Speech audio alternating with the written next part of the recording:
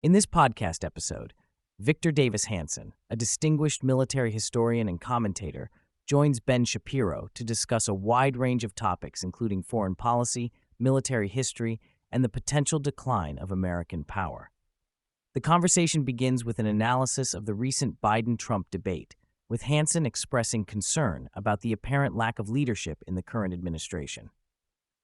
He worries that adversaries around the world might see this as an opportunity to act aggressively, given the uncertainty surrounding who is actually in charge of the country.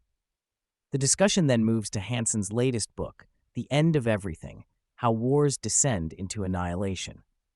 Hanson highlights common themes he observed in historical examples of civilizational collapse, including a society's inability to recognize its own vulnerability and its lack of understanding about potential adversaries. He draws parallels between these historical patterns and the current state of the United States, pointing out that America often dismisses threats from adversaries like Russia, Iran, and North Korea as mere rhetoric. Hanson expresses concern about America's diminishing deterrence capabilities, citing factors such as the national debt, military recruitment challenges, and the alienation of certain demographic groups within the armed forces. He criticizes the inconsistent approach to foreign policy, particularly in relation to Ukraine and Israel, noting the contradictory messages sent to these allies regarding proportionality in conflict, ceasefire demands, and expectations for governance. The conversation shifts to the ideological underpinnings of the left's attitude towards Israel.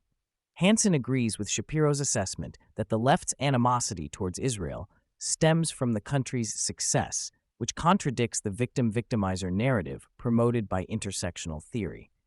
He notes the left's difficulty in reconciling Jewish success with their historical persecution, leading to a reframing of Jews as privileged and Israel as an oppressor in the Middle East context. Hanson points out the influence of Middle Eastern funding in American universities and the changing demographics on elite campuses, which he believes have contributed to the rise of anti-Semitic sentiments. He also highlights the insecurity of students admitted under relaxed entrance requirements as a factor in the increased political activism and claims of victimhood on campuses. The discussion then turns to military strategy and the West's misconceptions about warfare. Hanson argues that the West has lost sight of what it means to win a war since World War II, adopting a belief that conflicts can be clean and antiseptic. He emphasizes that the only way to truly win a war is through the use of disproportionate force to destroy the enemy's ability and will to fight, followed by the imposition of terms. Hanson criticizes the self-imposed restrictions on Western military actions, arguing that these limitations make defense more expensive than offense against low-tech adversaries. He suggests that a more assertive and unpredictable approach, similar to that employed by figures like General Sherman in the American Civil War, could be more effective in deterring aggression from adversaries. Addressing the potential decline of American power, Hanson identifies several factors contributing to this trend. These include the nation's financial situation, the erosion of military deterrence, and the cultural arrogance that assumes other nations desire to emulate the United States. He warns about the dangers of uncontrolled immigration and the growth of the administrative state, drawing parallels to historical examples of declining empires. Hanson expresses concern about the increasing polarization within the United States, noting the emergence of two distinct societal paradigms in red and blue states.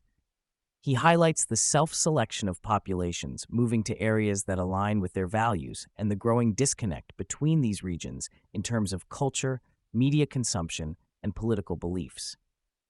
Looking to the future, Hanson discusses the potential for significant changes in the American landscape. While acknowledging that the country's geography provides some protection against external threats, he warns about the internal divisions that could lead to a fragmentation of the nation. He points out that unlike the Civil War era, there seems to be a mutual desire for separation between left-leaning and right-leaning states. However, Hanson ends on a note of cautious optimism regarding Donald Trump's potential to unite the country. He argues that Trump's approach of emphasizing class solidarity over racial divisions could appeal to a broad spectrum of working-class Americans across different ethnic backgrounds.